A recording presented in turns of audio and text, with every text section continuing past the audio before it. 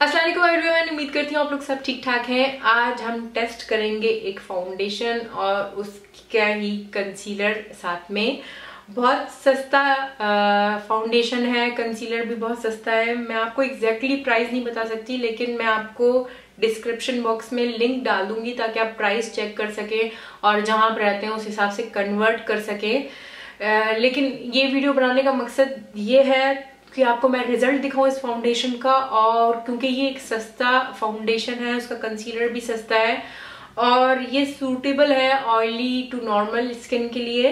Dry skin का please मुझे पता नहीं कि उसके ऊपर किस तरह ये रिएक्ट करेगी, लेकिन मैंने नॉर्मल स्किन के ऊपर इसको देखा था और अपनी स्किन के ऊपर आज टेस्ट करूंगी। तो मैंने सुना तो बहुत है कि ऑयली स्किन के लिए भी ये बहुत अच्छा है।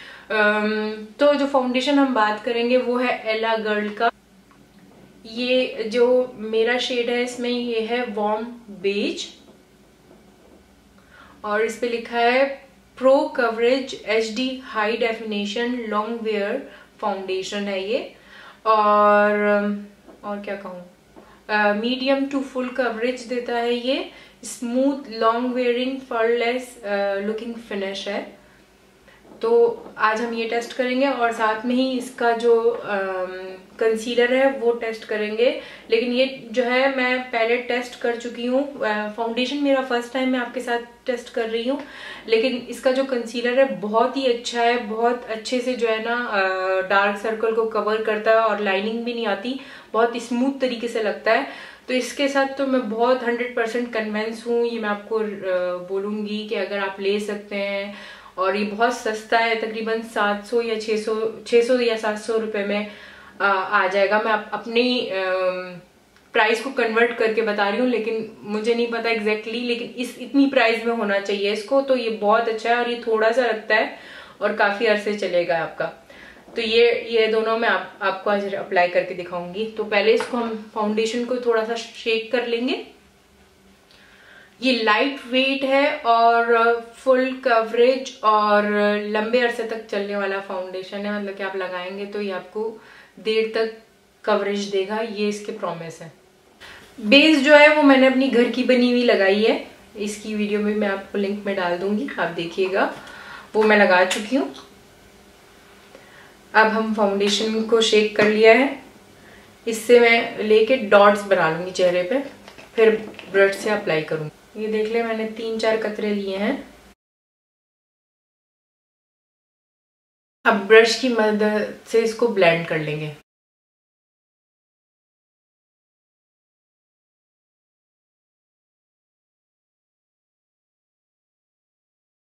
बहुत आराम से ब्लेंड हो रहा है स्किन के अंदर, मुझे कोई मेहनत नहीं करनी पड़ी। हल्के हाथ के साथ मैं कर रही हूँ तो बिल्कुल सही से ब्लेंड हो रहा है, देखें।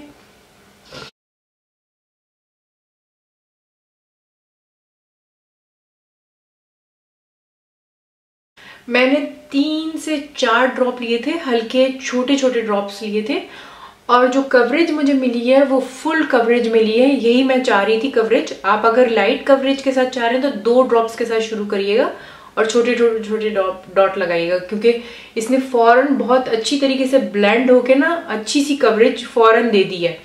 तो अगर आपको इतनी इतनी ज्यादा कवरेज नहीं चाहिए तो आप हल्के से शुरू करिएगा, 2-3 कतरे डाल के फिर ब्लेंड करिएगा।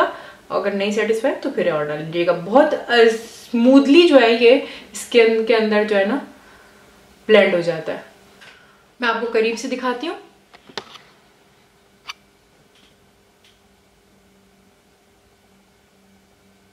आप देख सकते हैं इसने बिल्कुल परफेक्ट कवरेज दी है।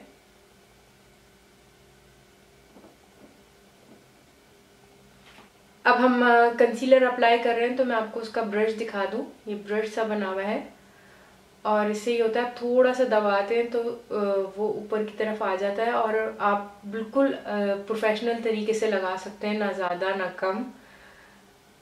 ब्रश की हेल्प से बहुत अच्छे से लग जाता है।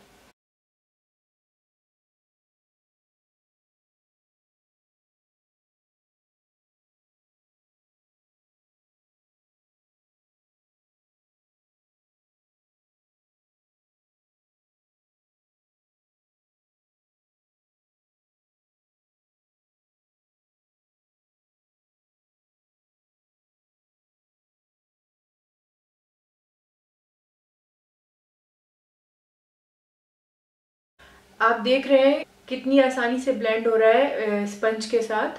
हालांकि इसका जो टेक्सचर है कंसीलर का, ये थोड़ा सा जो है थिक है, लेकिन बहुत आसानी से ब्लेंड हो रहा है। मैंने स्पंज को गीला किया हुआ है। ये आप कभी भी नहीं भूलें कि जब भी आपने स्पंज को यूज़ करना है तो गीला करके यूज़ करना है।